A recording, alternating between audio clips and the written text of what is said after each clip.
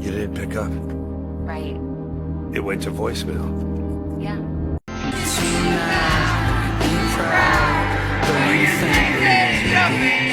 If you're wrong, it's beautiful. I think I heard you coming.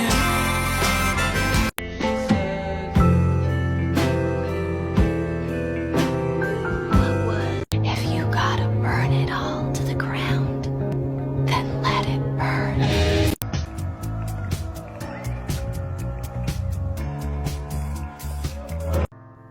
I'm a self-sabotaging suicide machine.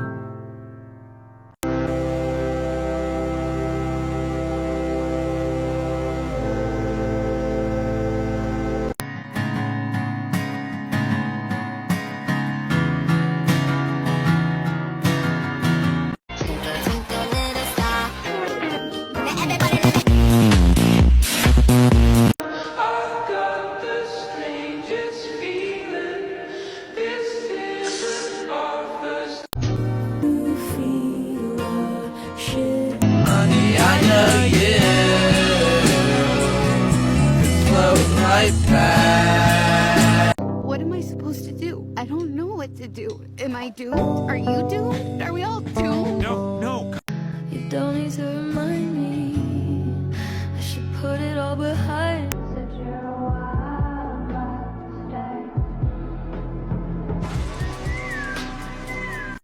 And I broke up with the only man I ever loved.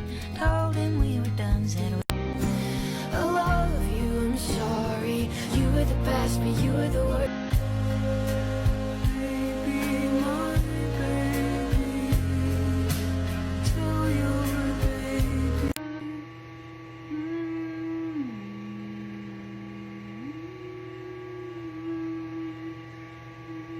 Fuck you, no, I did this all by myself. Matter of fact, I ain't never asked no one for help, and that's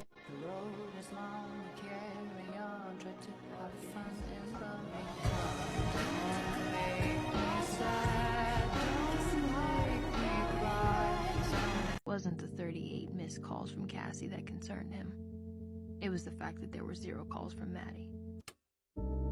Heartbreak is one thing, my ego's another. I bet you lie. Now I know that you love me. She calls herself a ghost girl, that's a lie. Says she had my back, but she had a knife. Maybe there is something wrong with me, but like I said, I'm really happy. Maybe there is something wrong with me, but like I said, I'm really happy. how could you say goodbye? I thought we were so tied, destined for a lifetime. Always with you, always with you.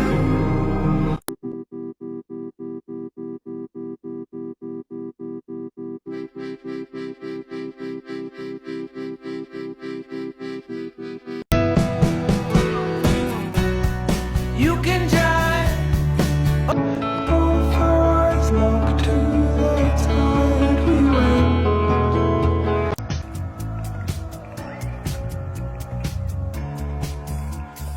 Blackbird singing in the dead of night.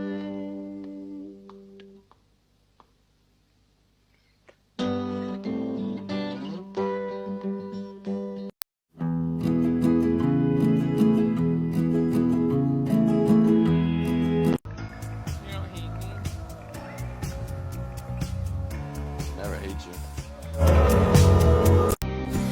I love you, I'm sorry. You were the best, but you were the worst. 'Cause all of the small things that you do are what remind me why I fell for you. And when we're apart and I'm missing you, I close my eyes and all I see is you. We can still figure this out. I'm tired of trying to figure things out.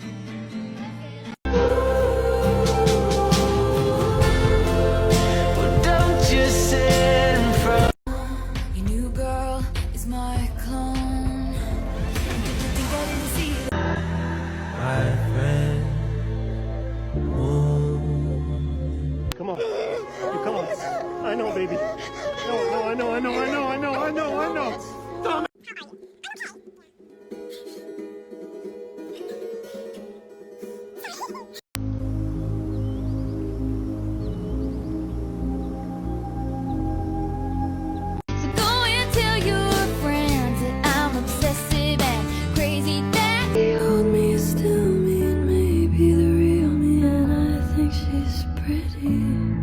suicide is a permanent solution to temporary problems. If you're that depressed, reach out to someone. I can't see anything that I don't like about you. But you right will. now, I can't. But you will. I should put it all behind me, shouldn't I? But I don't wanna be the owner of your fantasy. I just wanna be a part of your family. Talk down on yourself whenever possible. Because this is the moment you realize something inside you is broken. I think about leaving sometimes. Where would you go?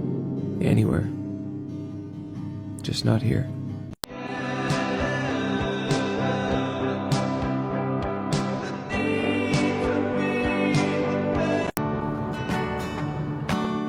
And when everything is lonely, I can be my own best friend. Get a coffee and a paper, have my own conversation. The road is long, carry on, try to have fun in the meantime. Don't make me sad, don't make me cry. The road is long, carry on, try to have fun in the meantime. Don't make me sad, don't make me cry.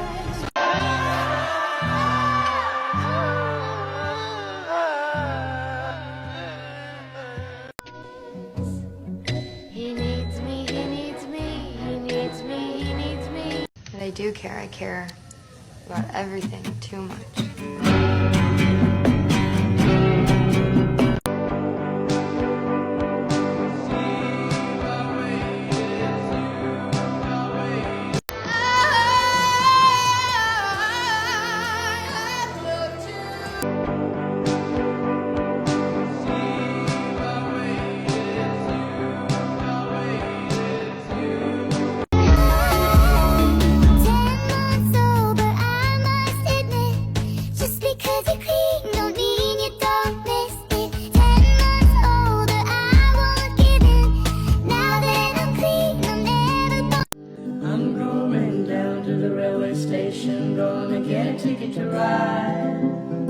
Were you sent by someone who wanted me dead?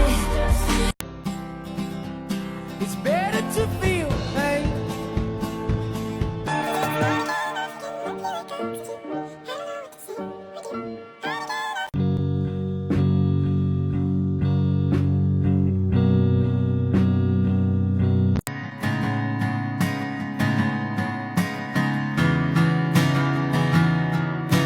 Think I turn around and say that it's too late to apologize. So I came back downstairs and you were I gone. walked out the door. I wish you'd stayed. I wish I'd stayed too. Now I wish I'd stayed. I wish I'd done a I don't wanna call it off, but you don't wanna call it love. You only wanna be the one that. But at night time, when there was nothing to do, and the house was all empty, I'd always think of Jenny. It's so fragile and it just keeps getting ripped at and tugged at and played with and I just hate it. And it's like, it makes me feel like I'm going crazy. It's just, I just feel like I'm gonna be in therapy for the rest of my life. This is why I can never have kids. It's like, I feel like I'm so messed up from all this. Did you guys see the video of the girl crying because she stepped on a scale and she did not like what she saw? Then she stepped on a smart scale and found out that over 10 pounds of it was actually just water weight. I can actually show you what I mean right now. So you see these 4 metal prongs right here? So these connect to your phone via Bluetooth. So when you step on this scale, it sends an electric magnetic pulse all throughout your body, and it actually gives you an accurate reading of your BMI, your body fat, your water weight, muscle mass, skeletal mass, basically anything you could possibly need to know about your body. And the crazy part is, before, to get an accurate measurement of all your body stats, you would have to get a DEXA scan, which would be $200 or more per scan. But now the technology on these has advanced so much that they're just as accurate, if not more. And the crazy part is I paid about $50 for mine, but you can actually get yours on TikTok for like $24 on sale right now. I don't know how much longer they're going to last, but if you want to get your body stats measured, I'll leave it linked right here, the little yellow shopping cart. Тело мое было найдено в 5 утра, 25 числа, на речном вокзале. Руки мои были покрыты ранами от уколов, а смерть моя наступила от остановки сердца, как я и предсказывала. При мне нашли папку с протоколом. На одной странице было нарисовано лицо, а на другой вопрос о смысле моей жизни. А вся остальная страница была исписана ответом. И это было только одно слово – любовь. I have two sides. I can't cry. I can't stop crying. Because you deleted yourself from I love you, I'm sorry. You were the best, but you were the worst.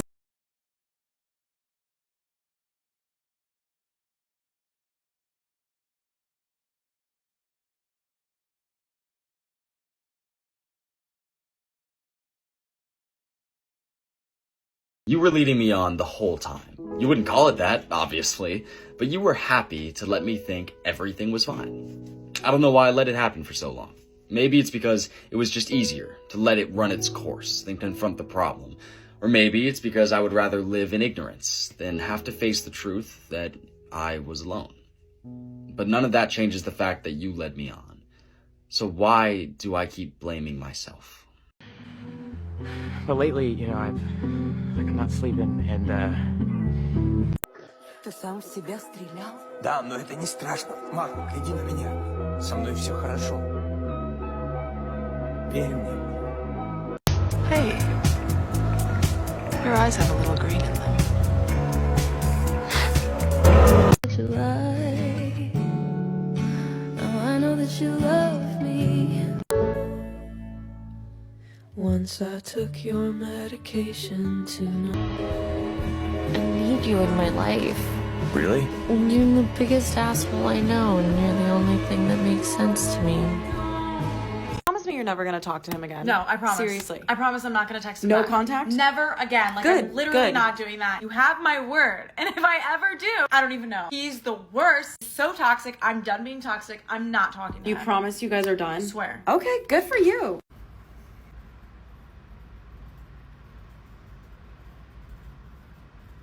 What is Oh that? my God, You're already I'm talking not. again? It's been Stop. 3 minutes, girl. Stand up.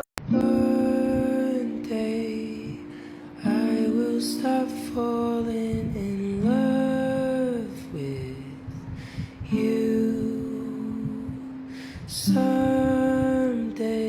I don't wanna be the other of your fantasy. I just wanna be a part of your memory.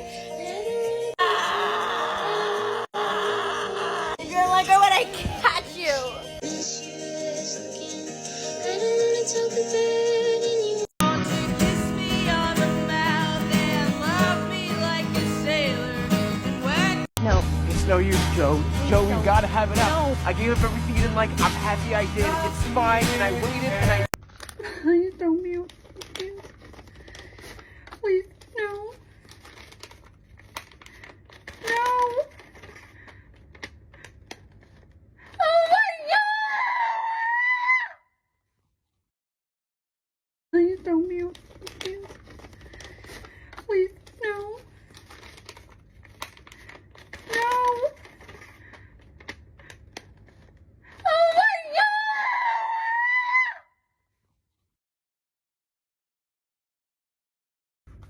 Please don't mute. Please. Please, no. No. Oh my God!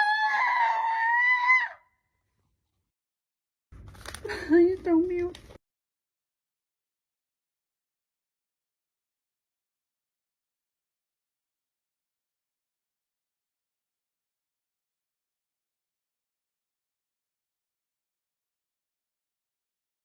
I woke up to TikTok telling me that Bella Brave passed away. I loved watching her. She was so cute. Like, when I heard she got put into a medically induced coma, like, I was like, oh, she can get through it. Like, she's got this. She's Bella Brave. Oh my gosh, that's so sad. And like, her poor family, they've been trying so hard to keep her healthy, and all they wanted was for her to get healthy. Like, it's horrible. She's definitely happier now, but that poor girl, she went through a lot, and she was only 10 years old. And during the first couple years of her life was like, she was completely in the hospital.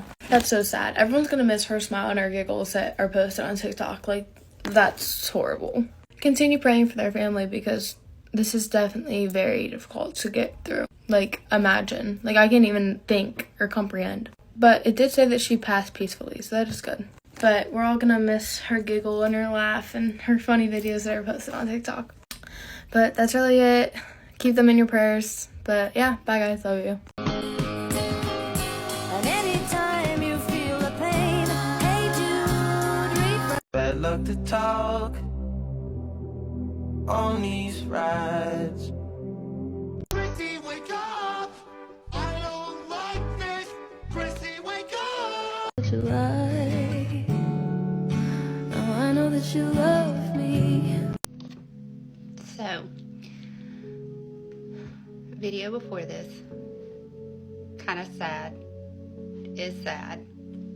So I want to do a more positive one. Which is something that like always brings me so much joy. And also, I don't know if these are options everywhere, but I would have never known, and I'm so thankful that I was able to do this. So like, hopefully other people are able to do this. I don't know. So,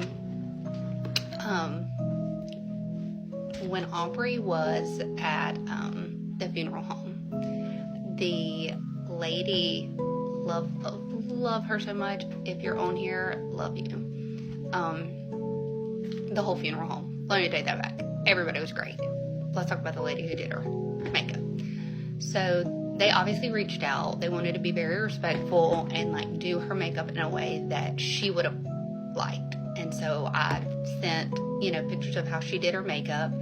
But I also, had to bring like the outfit and things like that I wanted her to be in. Anyways, I wanted to be there. Maybe some people cannot handle that. I don't know. So Taylor and I got to go to the funeral home and be in the room with her while the sweet lady did her makeup. We brought in Aubrey's lipstick, and she used Aubrey's lipstick on her. Obviously, when you pass away, your actual face makeup has to be a little bit different. Google that. Don't ask me questions on that. Anyways, so she did her makeup. She did her makeup beautifully. I am telling you, the most perfect, beautiful, couldn't have asked for a better job. And we knew, Aubrey was all about her eyelashes. We made sure that her eyelashes were just flawless. Well, I didn't. She did. It was great. We got her dressed. I was very, not that I didn't, there's no, I just wanted to be there. I wanted to make sure and respect Aubrey and her body, and in a way that she would have wanted.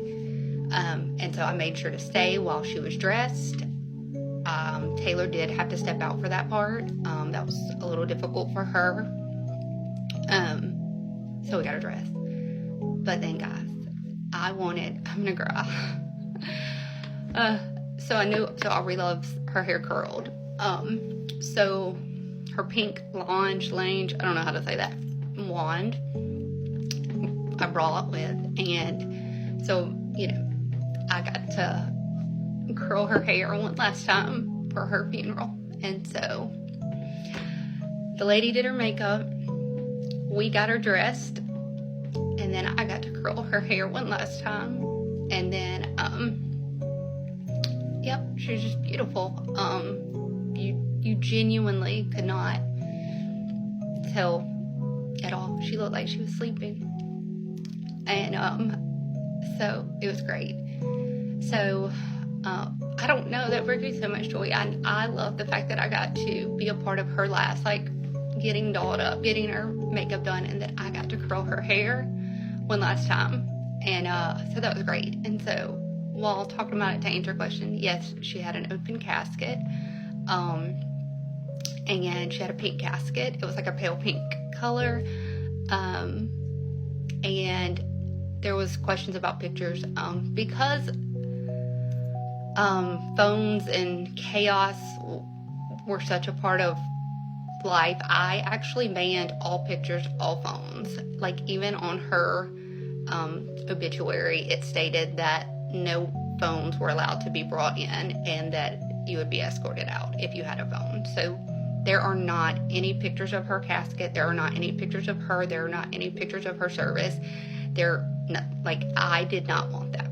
That is not how Aubrey would have wanted to be remembered, and I knew that. And I also knew that phones and that were just such a big part of things, and so I just wanted to respect her and not allow even any more opportunity for that.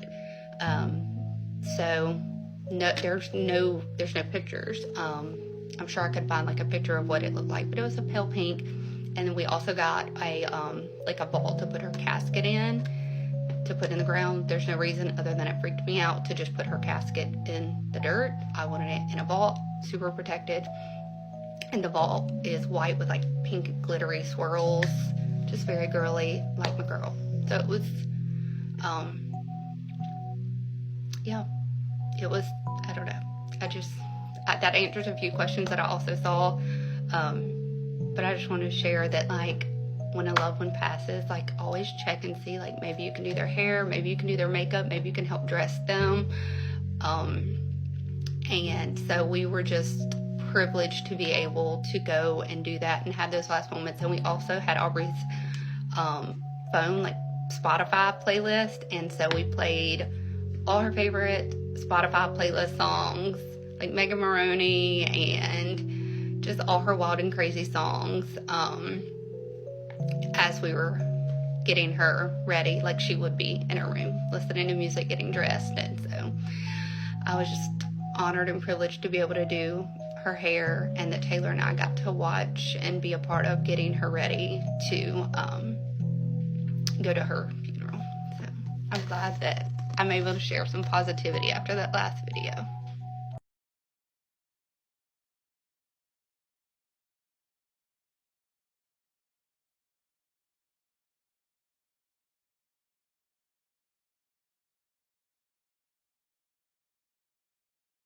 The reason why it's taken me this long to do this case, it's morbid. Think about the worst thing that you can imagine happening to a human being, times that by 100, and that's this case. Junko Furuta, this happened in Japan in 1988. If you've ever seen her name in my comments, every single person that talks about it says this is the worst case they've ever heard of. It is. It's not going to be for everyone. It's very graphic. It's heavy to listen to. If you think you're not ready for that, then please don't watch it. Junko Furuta was a 17-year-old girl that was kidnapped and tortured for 44 days straight by 4 boys. This case is often referred to as the 44 days of hell. Junko was a beautiful girl. Again, she was only 17 years old. She was a high school student and did work a part-time job. She had also accepted a job offer to work after graduating high school. She lived at home with her mom, dad, and 2 brothers. She was described as a great girl with big dreams. She was well liked by every single person she met. She had a good head on her shoulders and was very, very loved. November 25th, 1988, Junko had just finished working a shift at her part-time job, and she was going to be riding her bike back home. She was riding her bike when all of a sudden a boy her age jumped out of nowhere, kicked her off her bike, and then ran away. There was another boy, Hiroshi Miyano. He was 18 years old. He was walking nearby and he saw this happen, so he immediately ran over to Junko, offered to help her, and walk with her the rest of the way home. Junko recognizes Hiroshi because he went to her school, so she thinks, awesome, great, thank you so much, and they start walking towards her house. She's slowly letting her guard down, and Hiroshi is leading the way until they make their way to an abandoned warehouse. As soon as they get to the warehouse, Hiroshi's entire demeanor changes. He starts yelling at Junko, saying that she is to do what he says, tells her that he has connections to a very big, dangerous group of people, and that if she disobeys what he says, he's gonna get the group to kill her. Hiroshi then forces Junko to go inside the abandoned warehouse, where he then proceeds to SA her. He then calls a taxi to a hotel, and he does the same thing to her again 2 more times. Junko, I imagine, was probably 1, in so much fear, but also 2, so confused as to why anyone was doing this to her. A classmate, out of all people, a person that she knew. It has been said that sometime in the past, Hiroshi expressed to Junko that he had feelings for her, and she politely rejected him, which is what some people believe to be his motive behind all of this. Because of the kind of guy that he was, I guess he was kind of popular. When he felt rejection, that caused him to create so much hate and anger towards Junko. Back at the hotel, Hiroshi calls some of his friends, and you would think that he would call them and be like, I f***ed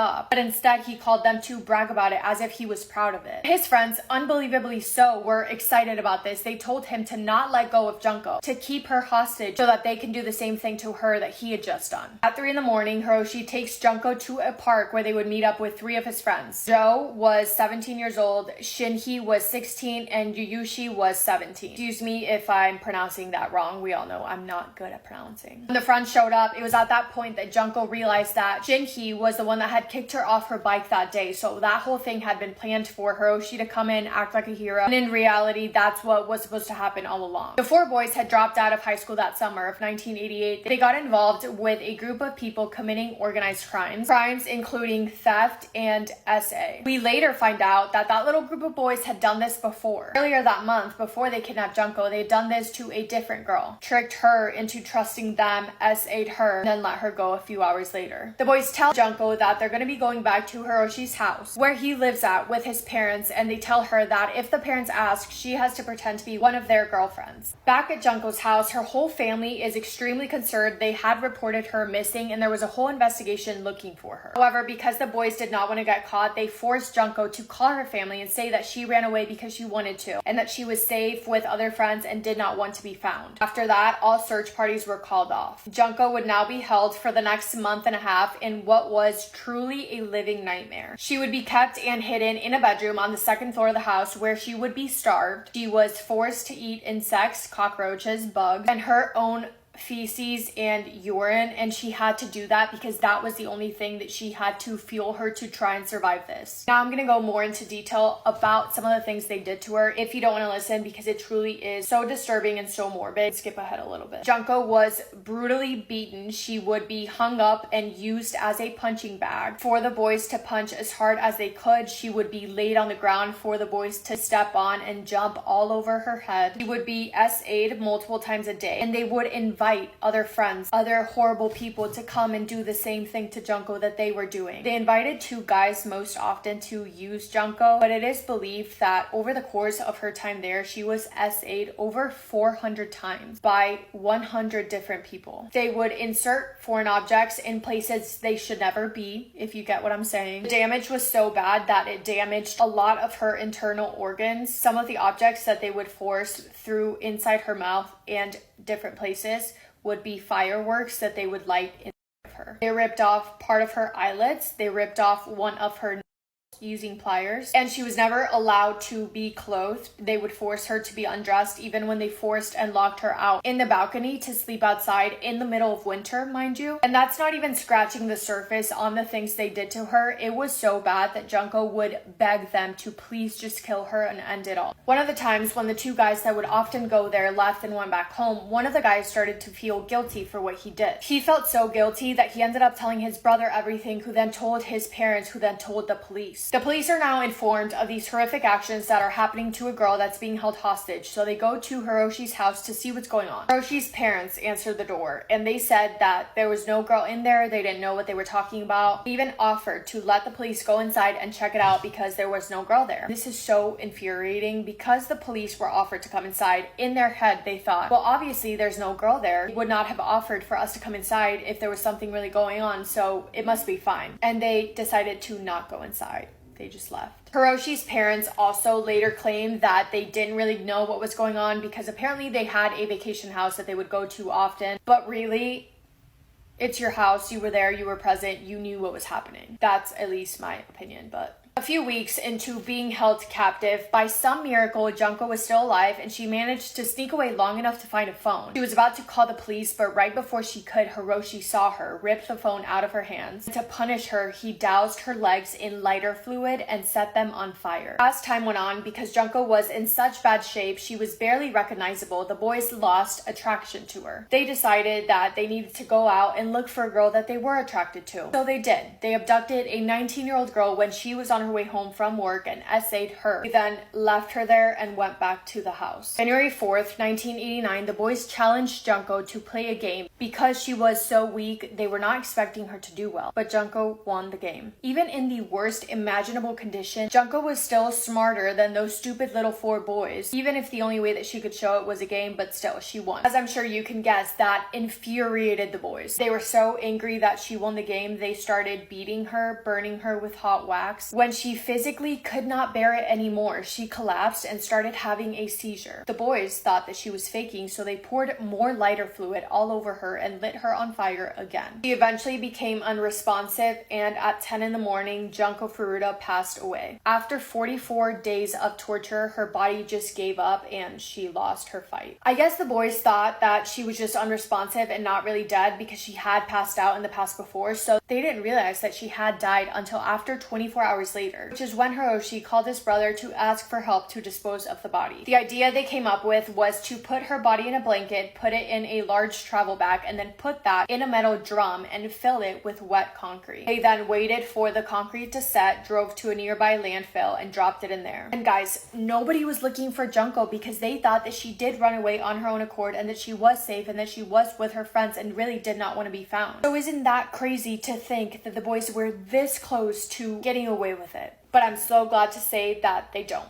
3 weeks later, Hiroshi and Joe are arrested for SA of that 19-year-old girl. The girl that they had done that to in the middle of when Junko was being held hostage. They get arrested and they get brought in for questioning. During this time, in that same area, there was an unsolved murder of a mom and her son. So the cops started thinking, we have these 2 guys that did this to the 19-year-old girl. Could they also have been involved in the murder? Which that murder, to clarify, had nothing to do with Junko. But in the time that the boys were being questioned, the cops kind of hinted at the fact that they knew that they had possibly something to do with a murder. Hiroshi thought in his head they know about Junko, although they obviously didn't, but he's thinking, if I'm the first one to confess and I tell the cops everything, then maybe I will get in less trouble. So he confessed, telling the cops everything about Junko, what they had done to her, leaving police officers absolutely shocked. He told them about where they dumped her body. They went to go check it out. It was there, confirming that his whole story was true. And all boys were finally arrested. Because they did not want to plead guilty to murder, they accepted a plea deal, pleading guilty to committing bodily injury that resulted in death. Because all of the boys were under the age of 18,